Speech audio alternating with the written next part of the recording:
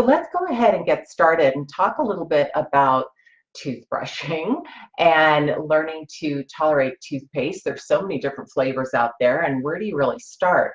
Well, I have a video on my YouTube channel that talks about how to help kids learn to tolerate toothbrushing itself. And it includes a hierarchy of toothbrushes to use. So you might check that out. I have another one that talks about how to teach kids to spit into the sink. Many kids don't know how to do that and they end up swallowing the toothpaste. That's not a good thing.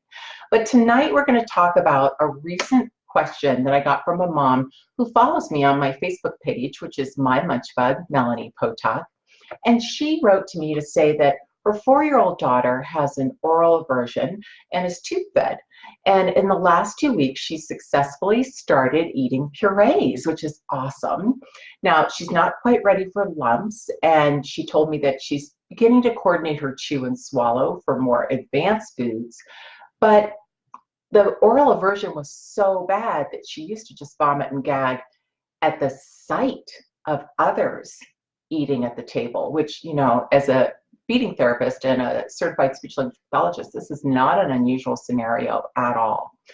Oftentimes it's the food itself, the sight of it, or the smell, or sometimes even the temperature. If it's very warm and if the temperature is emanating from the plate, that can often be disturbing for a lot of children with sensory processing difficulties. This mom went on to explain to me that this little girl has improved so much since then, which is awesome. And in the last 2 weeks, she's actually started swallowing the purees. So she asked me that in relation to the videos about teeth brushing that I have on my YouTube channel, she was wondering how to help her child just learn to tolerate toothpaste and how she would go about it for a child like this who has a highly sensitive mouth, and certainly want to build confidence and trust, and how to help her get to that step. So I thought that was a brilliant question for Facebook Live, and we're going to be answering it now.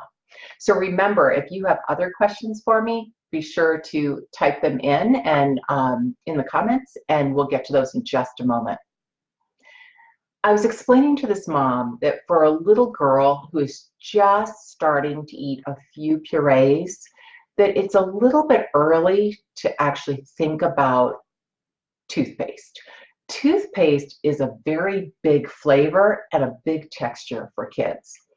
But once she's to the point where she can eat a variety of purees, I actually suggested to this mom that she start by putting a little bit of the puree on the little girl's toothbrush. I feed kids with their toothbrush all the time if they love their toothbrush. If she's not quite ready for the toothbrush, then you would just start with slowly introducing that in a really comfortable way, and we talked about that in another video. I went on to explain to her that after you work up to texture, and if your feeding therapist feels comfortable with this, always check with them, and you think she's ready for a stronger taste, then once you do the puree, you actually want to put a tiny bit of puree and just sort of squish it into the bristles, and then you can build up from there. Then introduce a puree that she already loves off a spoon that's going to be similar to a kid's toothpaste flavor. Something like a berry flavor would be really great. So perhaps plum would be a great choice for a puree. Something a little bit sweet, but not too out there.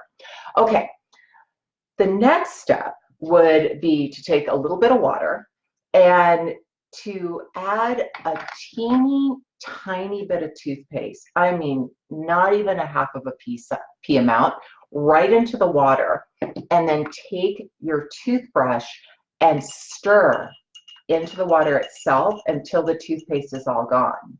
Then what you do is shake off your toothbrush, and now you've got bristles with a little bit of that flavor, but mostly water. That's where you're going to start. That's how slow we want to introduce a flavor like toothpaste to a child, especially because we don't want them swallowing it. We want them to get used to just having a little bit on their teeth.